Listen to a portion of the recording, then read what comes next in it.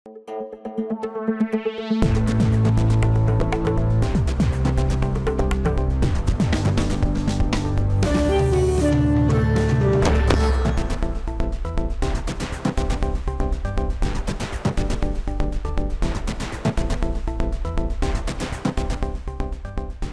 এখন জনপদে। পুরো আয়োজনে আপনাদের সাথে আছি আমি ইসরাত মুক্তি। সারা দেশে শুরু হয়েছে এসএসসি ও সমমানের পরীক্ষা। 11টি শিক্ষা বোর্ডের অধীনে সারা দেশে ৩,৭১৫টি কেন্দ্রে পরীক্ষায় অংশ নেন শিক্ষার্থীরা। প্রথম দিন অনুষ্ঠিত হয় বাংলা প্রথম পত্রের পরীক্ষা। প্রশ্নপত্র পরিবেশ নিয়ে সন্তোষ প্রকাশ করেন পরীক্ষার্থী ও অভিভাবকরা। প্রতিবেদনে বিস্তারিত। বাংলা প্রথম পত্রের মধ্য দিয়ে শেষ হয়েছে চলতি বছরের এসএসসি ও সমমানের প্রথম পরীক্ষা। শিক্ষার্থীদের জীবনের প্রথম বোর্ড পরীক্ষা সুন্দর ও সুষ্ঠুভাবে সম্পন্ন করতে সব ধরনের প্রস্তুতি নেয় কর্তৃপক্ষ। কুমিল্লায় যানজট এড়াতে সকাল ৮টার পর থেকে কেন্দ্রে আসতে শুরু করে পরীক্ষার্থী অভিভাবকরা। ধীরে ধীরে বাড়তে থাকে ভিড়। সকল প্রস্তুতি শেষে সকাল ৯টায় কেন্দ্রে প্রবেশ শুরু করে পরীক্ষার্থীরা। এবারের এসএসসি পরীক্ষায় কুমিল্লা মাধ্যমিক ও উচ্চ মাধ্যমিক শিক্ষা বোর্ডে ১,৬৯,৬৮০ জন পরীক্ষার্থী অংশ নিচ্ছে। পরীক্ষার জন্য প্রিপারেশন ভালোই নিয়েছি, পরিবেশও মোটামুটি ভালো আছে। এই যে আন্দোলন গেল আমাদের একটু সমস্যা হয়েছে, কিন্তু আমাদের যেই টাইমটা দেওয়া হয়েছে ওই টাইমে আমরা কভার করে ফেলছি। সারা দেশের মতো রাজশাহীতেও একযোগে শুরু হয়েছে এসএসসি ও সমমানের পরীক্ষা। রাজশাহী বোর্ডের অধীনে নিয়মিত, অনিয়মিত এবং মানোন্নয়ন মিলিয়ে ১,৮১,৯০৪ জন পরীক্ষার্থী অংশ নিচ্ছে। যেহেতু আন্দোলন অনেক কিছু হয়েছে, কিন্তু তারপরে সময়টা অনেক এক্সটেন্ড করা হয়েছে, এর জন্য প্রিপারেশনটা ভালো ছিল। প্রশ্ন অনেক ভালো ছিল, প্রিপারেশন অনুযায়ী বলতে গেলে কোশ্চেন স্ট্যান্ডার্ড হয়েছে। আইনানুগ সকল প্রস্তুতি আছে আমাদের। যে কোনো ধরনের আইন শৃঙ্খলা বিরোধী কার্যক্রম ইনশাল্লাহ হবে না, এবং পরীক্ষার নীতিমালা অনুযায়ী যা যা ব্যবস্থা সেটা গ্রহণ করা হবে। উৎসাহ, উদ্দীপনা আর উৎকণ্ঠার মধ্য দিয়ে চট্টগ্রামে শুরু হয় মাধ্যমিক পরীক্ষা। এবার এই বোর্ডের অধীনে ২১৯টি কেন্দ্রে ১,১৬৪টি বিদ্যালয়ে ১,৪১,০৬১ জন এসএসসি পরীক্ষার্থী অংশ নিচ্ছে। আজকে পরীক্ষাটা অনেক মজা হয়েছিল, যেটা আশা করছিলাম তার চেয়ে অনেক বেশি পাই গেছে। অনেক বেশি সহজ হচ্ছে, আমরা ফুল আনসার করে আসছি, ৭টাতে ৭টাই হয়েছে। বরিশাল বিভাগের ৬টি জেলার মোট ১৯৪টি কেন্দ্রে শুরু হয়েছে মাধ্যমিক পরীক্ষা। শিক্ষা বোর্ডের অধীনে পরীক্ষায় অংশ নিচ্ছে ৮৪,৩০৩ জন, যার মধ্যে ছাত্র ৩৯,৩৩৫ জন এবং ছাত্রী ৪৪,৯৬৮ জন। এবছর মেধার সঠিক মূল্যায়ন হবে বলেও আশাবাদী পরীক্ষার্থীরা। পরিবেশ সবকিছুই ভালো ছিল, শুধু টিক চিহ্নটা একটু কমন পড়ে না, টিক চিহ্নটা অনেক হার্ড আসছে। খুবই সহজ হয়েছে প্রশ্ন, আর পরীক্ষা খুবই আলহামদুলিল্লাহ খুবই ভালো হয়েছে। জুলাই আন্দোলন যেটা হয়েছে এটা তো আমাদের কল্যাণের জন্যই সবাই হয়েছে, এই কারণেই আমাদের এই পরীক্ষাটা আরো সুষ্ঠুভাবে ও ভালোভাবে আমরা দিতে পারবো। এছাড়া বরিশাল এবং ঝালকাঠিতে ১১টি ভিজিলেন্স টিম এবং বাকি ৫ জেলায় ৫টি টিম গঠন করেছে বরিশাল শিক্ষা বোর্ড কর্তৃপক্ষ। পরীক্ষা সুষ্ঠু, সুন্দর, নকলমুক্ত করার জন্য যা যা করার কথা সেগুলো আমরা করেছি। ডিসি মহোদয়গণের সাথে আমি এই ৫ দিন ধরে কন্টিনিউ আমি তাদের সাথে যোগাযোগ করতেছি, এবং তারা আমাদের সর্বোচ্চ সহযোগিতা অর্জন করতেছে। দিনাজপুর শিক্ষা বোর্ডে সবচেয়ে বেশি পরীক্ষার্থী অংশ নিচ্ছে দিনাজপুর জেলা থেকে ৩৮,১৩২ জন, সবচেয়ে কম পঞ্চগড়ে ১২,৪৯৬ জন। সারা দেশের মতো ব্যাপক উৎসাহ উদ্দীপনার মধ্য দিয়ে সিলেটেও শুরু হয়েছে এসএসসি ও সমমানের পরীক্ষা। এবারের এসএসসি পরীক্ষায় সিলেট বোর্ডে ৯৪৫টি শিক্ষা প্রতিষ্ঠান থেকে অংশ নিচ্ছে ১,০২,৮৭২ জন শিক্ষার্থী।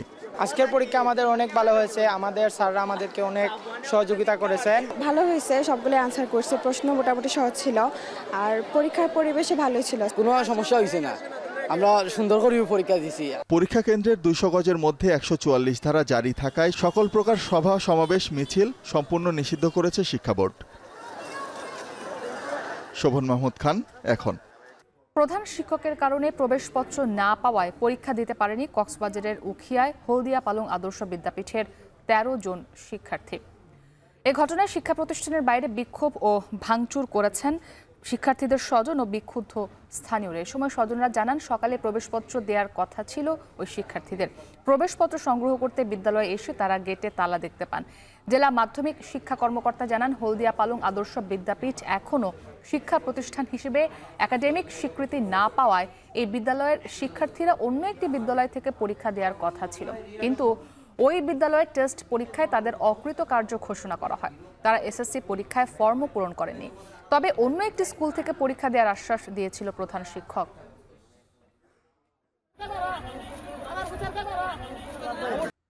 এদিকে গাজা ইসরায়েলি গণহত্যার প্রতিবাদে সারা দেশে বিক্ষোভ করেছে বিএনপি। কেন্দ্রীয় কর্মসূচির অংশ হিসেবে এতে অংশ নেন দলীয় নেতাকর্মী সহ হাজার হাজার মানুষ।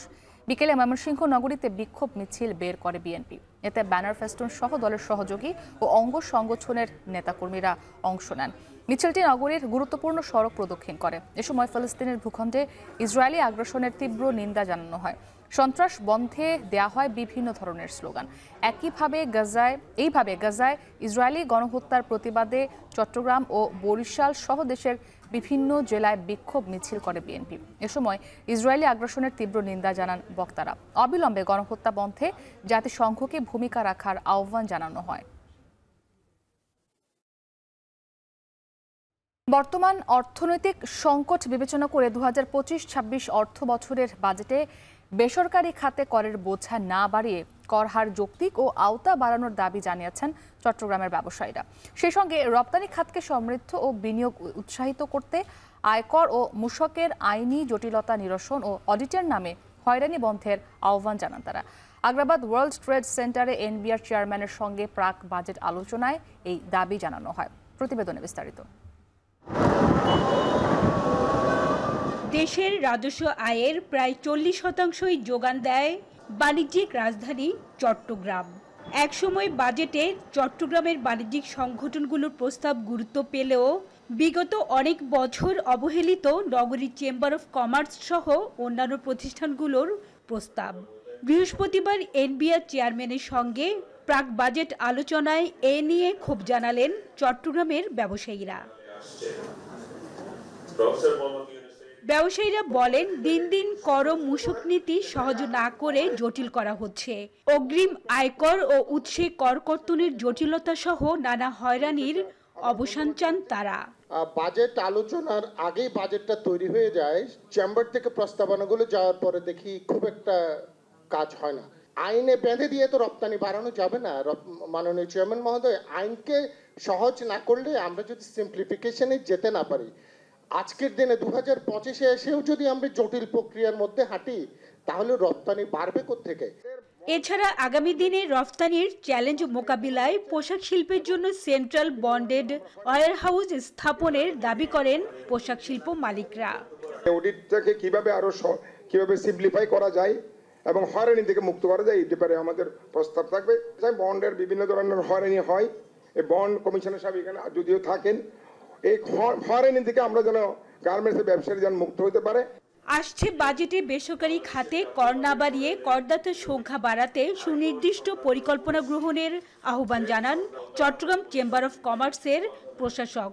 সরকারের রাজস্ব আয় যেরকম বৃদ্ধি করতে হবে, তেমনি যারা রাজস্বের যোগান দেন, বিশেষ করে শিল্পপতি, ব্যবসায়ী, উদ্যোক্তা এবং করদাতাদের বিষয়টিও জাতীয় রাজস্ব বোর্ড বিবেচনায় রাখবেন বলে আমরা আশা করি।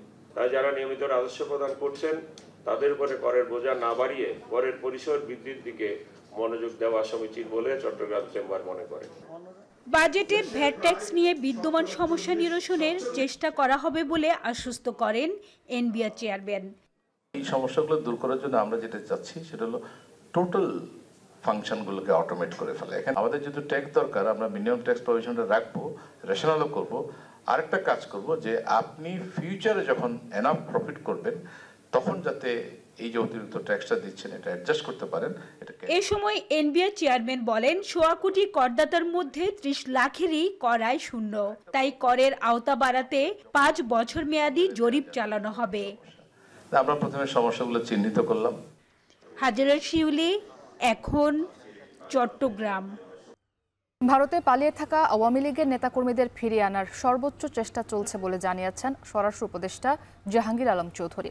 দুপুরে সুনামগঞ্জের শান্তিগঞ্জ থানা পরিদর্শন শেষে তিনি এ কথা বলেন। এ সময় দেশের আইন শৃঙ্খলা পরিস্থিতি আগের চেয়ে অনেক ভালো বলেও তিনি উল্লেখ করেন। দুপুরে সুনামগঞ্জের শান্তিগঞ্জ থানা পরিদর্শন করেন তিনি। এ সময় দেশের আইন শৃঙ্খলা পরিস্থিতি নিয়েও কথা বলেন এখনও বিভিন্ন থানার বেশ কিছু অস্ত্র উদ্ধারের কাজ চলছে। এসব উদ্ধার হয়ে গেলে পুলিশের কার্যক্রম আরও বেগবান হবে বলে জানানো হয়। ইন্ডিয়ার সাথে আমাদের একটা চুক্তি আছে যে যদি ক্রিমিনালদের হ্যান্ড ওভার করার একটা চুক্তি আছে, আমাদের সাথে একটা চুক্তি আছে। এই চুক্তির আন্ডারে হয়তো আনার চেষ্টা করা হবে। আমাদের তো নিজস্ব কিছু হাতিয়ারও তো আমরা হারাইছি, ওইগুলো তো আমাদের সব কটা উদ্ধার করা যায় না। আমরা চেষ্টা করতেছি ওইগুলো উদ্ধার করার জন্য। ওইগুলো উদ্ধার হয়ে গেলে আইন শৃঙ্খলার পরিস্থিতি আরও ভালো হবে। তীব্র তাপদাহের পর দেশের বিভিন্ন জেলায় হালকা ঝড় বৃষ্টি হয়েছে, এতে জনজীবনে খানিকটা স্বস্তি নামলেও চিন্তিত মাঠের কৃষক। বিকেলে কিশোরগঞ্জ সদরের বেশ কয়েকটি এলাকায় মুষলধারে বৃষ্টি ও হালকা ঝোড়ো হাওয়া বয়ে যায়, এতে স্বস্তি ফেরে জনজীবনে। তবে হঠাৎ করে ঝড় বৃষ্টির কারণে শঙ্কিত চাষিরা, অনেকের মাঠে পাকা ধান, এতে বাড়ছে দুশ্চিন্তা। আবহাওয়া অফিস বলছে আগামী শুক্র ও শনিবারে জেলার বিভিন্ন স্থানে হালকা থেকে মাঝারি বৃষ্টিপাত ও ঝোড়ো হাওয়ার সম্ভাবনা রয়েছে। এদিকে কিশোরগঞ্জের মতো ময়মনসিংহ সহ দেশের বিভিন্ন জেলায় হালকা বৃষ্টি ও ঝোড়ো হাওয়া বয়ে গেছে, এতে কিছুটা কমেছে তাপমাত্রা। সুন্দরবনে মধু আহরণের মৌসুম শুরু হয়েছে। বন বিভাগ থেকে পাস নিয়ে সুন্দরবনে যাচ্ছেন মৌয়ালরা। চলতি মৌসুমে সুন্দরবনের সাতক্ষীরা ও খুলনা রেঞ্জ থেকে 2500 কুইন্টাল মধু ও 750 কুইন্টাল মোম আহরণের লক্ষ্যমাত্রা নির্ধারণ করা হয়েছে, যা থেকে 54 লাখ টাকা রাজস্ব আদায় হবে। আহসান রাজীবের প্রতিবেদন, ছবিতে ছিলেন মাসুদ রানা। প্রতি বছর 1 এপ্রিল থেকে সুন্দরবনে মধু আহরণ শুরু হয়। আনুষ্ঠানিকতার মধ্য দিয়ে মৌয়ালদের দেওয়া হয় সুন্দরবনে প্রবেশের অনুমতি। তবে এবছর ঈদের কারণে আনুষ্ঠানিকতা হয়েছে 7 এপ্রিল। আগামী 2 মাস সুন্দরবনে মধু আহরণ করতে পারবেন মৌয়ালরা। এজন্য সরকারকে দিতে হবে রাজস্ব।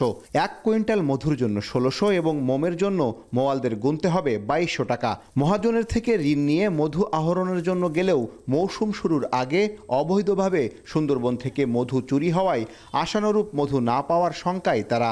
কারখামারা বা এই মৎস্যমারা এরাই দিয়ে আমাদের মধুকটা সব কাটি ফেলাচ্ছে, না এতে আমরা মধু পাতাম ভালো। যদি এখানে একটা প্রতিষ্ঠান দাঁড় করানো যায়, সেটা গভর্নমেন্ট যদি চায়, তাহলে যেটা হবে এনারাও ন্যায্য মূল্যে বিক্রি করতে পারবে এবং ভোক্তারাও আসলে যারা এটা গ্রহণ করেন তারাও স্বল্প মূল্যে এটা রিসিভ করতে পারবে।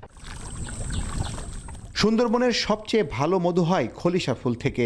এছাড়া বাইন, গরান, কেওড়া ও মিশ্র ফুলের মধু পাওয়া যায়। তবে পশ্চিম সুন্দরবনের অধিকাংশ এলাকায় অভয়ারণ্য হওয়ায় বিশাল সুন্দরবনের অল্প এলাকায় মধু আহরণ করার অনুমতি দেওয়া হয়। এতে পর্যাপ্ত মধু না পাওয়ায় পরিবারের ভরণ পোষণ চালানো কঠিন হয় মৌয়ালদের। বাইকা যদি বিক্রি 1000 টাকা, তা মাজন দেয় 800 টাকা। এই মধুটা যদি সরকার নিয়ে যদি আমাদের ন্যায্য মূল্য দাম দিত, তা আমরা একটু বাচ্চা কাচ্চা খেয়ে পুরি বাঁচতে পারতাম। সুন্দরবনে ডাকাতির জন্যই ঝামেলা হচ্ছে, কাঠে প্রচুর একটা খরচ হচ্ছে, উপরন্ত সরকারিভাবে পারমিটেরও রিউনি বেশি। এই ক্ষেত্রে আমরা খুব একটু দুশ্চিন্তায় আছি। বন বিভাগ বলছে অভয়ারণ্য এলাকায় বনজীবী প্রবেশের অনুমতি দেওয়া হলে হরিণ শিকার সহ নানা অপরাধের শঙ্কা রয়েছে। যে সমস্ত এলাকায় আমাদের মাওয়ালরা মধু আহরণ করতে যাবে, ওই সমস্ত স্থানে যে সমস্ত ক্যাম্প এবং স্টেশন আছে এবং অন্যান্য আইনশৃঙ্খলা রক্ষাকারী বাহিনী, পুলিশ প্রশাসন বলেন, আমাদের প্রশাসন যেটা আছে, আমাদের ইওনো মহোদয় আছেন, ওনাদেরকে সহযোগিতায় আমরা তাদেরকে সতর্ক করেছি যাতে তাদের মধু আহরণ করতে কোনো সমস্যা না হয়। উপজেলা প্রশাসন বলছে সুন্দরবনের মধুর সুনাম রক্ষায় এই অঞ্চলে সরকারিভাবে মধু সংগ্রহ, ল্যাবে পরীক্ষা ও বাজারজাতকরণের উদ্যোগ নেওয়া হচ্ছে। এই এলাকায় মধু প্রসেসিংয়ের যদি কোনো টেস্টিং ল্যাব করা হয়, তাহলে এই টেস্টিং ল্যাবের মাধ্যমে একটা স্ট্যান্ডার্ড বজায় থাকবে যে এটা খলিশা ফুলের, সুন্দরবনের খলিশা ফুলের মধু, এবং যারা ভোক্তা তারাও কিন্তু প্রমাণিতভাবে এটা নিতে পারবে। সুন্দরবনের সাতক্ষীরা রেঞ্জে চলতি মৌসুমে 1500 কুইন্টাল মধু ও 400 কুইন্টাল মোম আহরণের লক্ষ্যমাত্রা রয়েছে, যা থেকে রাজস্ব আয়ের সম্ভাবনা 32 লাখ টাকা। এছাড়া খুলনা রেঞ্জে 1000 কুইন্টাল মধু ও 350 কুইন্টাল মোম থেকে রাজস্ব লক্ষ্যমাত্রা 22 লাখ টাকা ধরা হয়েছে। জীবনের ঝুঁকি নিয়ে গহীন সুন্দরবন থেকে সংগ্রহ করে আনা মধুর ন্যায্য মূল্য পান না মৌয়ালরা। তাদের দাবি, সরকারি বেসরকারি উদ্যোগে মধু সংগ্রহ করে বাজারজাতকরণের উদ্যোগ নেওয়া হলে ভোক্তারা যেমন স্বল্প মূল্যে মধু কিনতে পারবেন, তেমনি তারাও মধুর ন্যায্য মূল্য পাবেন। আহসান রাজীব, এখন সুন্দরবন, সাতক্ষীরা। এই ছিল এখন জনপদের আয়োজনে। এখন টেলিভিশন ওয়েবসাইটে দেখতে ভিজিট করুন www.ekhon.tv। এছাড়া ফেসবুকে দেখতে ভিজিট করুন facebook.com/tv.ekhon। আর ইউটিউবে সরাসরি দেখুন youtube.com/c/ekhon।